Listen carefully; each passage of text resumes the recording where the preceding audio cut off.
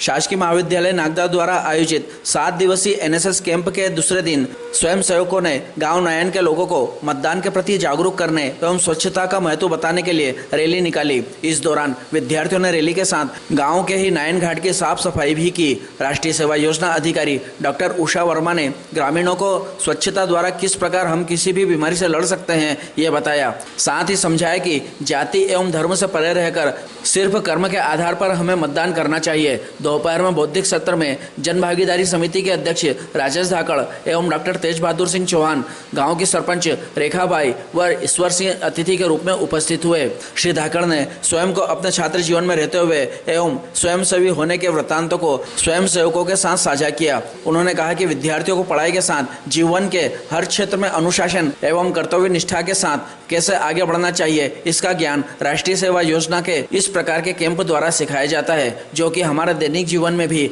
हमें सीखने की आवश्यकता है।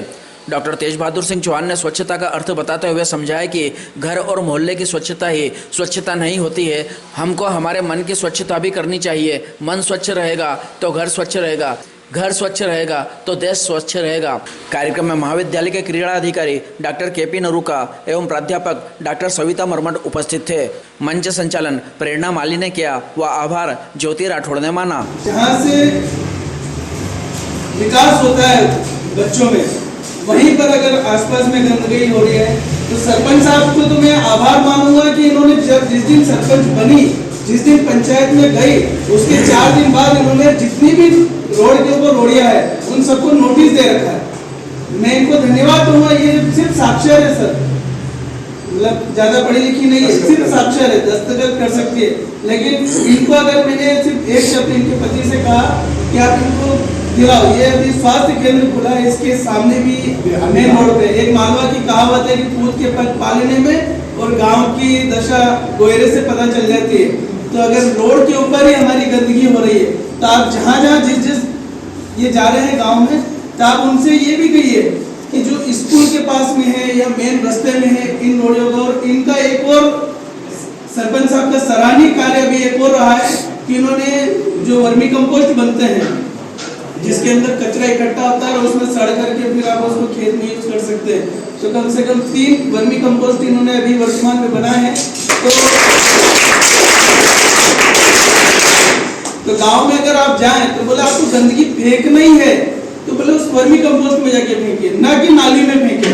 जैसे अभी भाई साहब ने और इन्होंने बहुत बढ़िया, मैं तो इतना बोल नहीं सकता हूँ, कभी बोलता नहीं हूँ, लेकिन ये मेरे गांव की मुझे पता है, इसलिए मैं आपको बता रहा हूँ। उसका अनुभव आपको आया होगा, कैसा लगा था, है ना। तो जीवन में कुछ आगे बढ़ने के लिए और गांव कैसा होता है, लोग कैसे होते हैं, काम कैसे किया जाता है, ये सब सीखने के तरीका है। तो जब हम 5 दिन तक इन सब चीज़ों में लगते हैं, तो अपनों कोई अपने घर गए, रोटी खाई, पढ़े नहीं पढ़े, काम करा, सो गए, इसके अलावा जीवन का कोई उद्देश्य नहीं होता है। जब हम गाँव में 7 दिन तक इस शिविर में रहेंगे, निश्चित तौर पर हम एक दूसरे को भी समझेंगे, गांव में किस तरीके का वातावरण रहता है, गांव में क्या समस्याएं रहती है, इन समस्याओं का हल कैसा रहता है, जागरूकता कैसा रहता है, ये सब चीज़ें आप यहाँ सीखेंगे।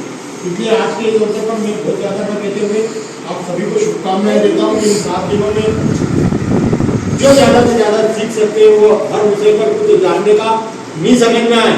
मैडम है, नरूका सर है, अपनी उत्सुकता के साथ मुझे पूछे कि क्यों क्या, कई बार अगर पूछेंगे तो क्या सोचेंगे, यदि आप नहीं पूछोगे तो आप कुछ नहीं सीख पाओगे। पूछोगे उत्सुकता क्या है तो ही आप कुछ सीख जाओगे। आपको शुभकामनाएं कि आप अच्छे से 7 दिन के शिविर को करें और 9th में एक अपनी छाप छोड़कर जाएं कि 9th के लोग बाद में आपको याद करें, उनसे अपना परिचय भी बढ़ाएं। यहाँ के सरपंच भी, मैं तो इनको भी कहता हूँ, सरपंच जी को भी, कि बच्चियों के साथ रहकर गाँव में आप भी जागरूकता में शामिल हो और आपके गांव के विकास के लिए जो आपको समस्या है उनको ये बताइए, घर घर जाकर उन समस्याओं पर वो कहने की ठीक करें।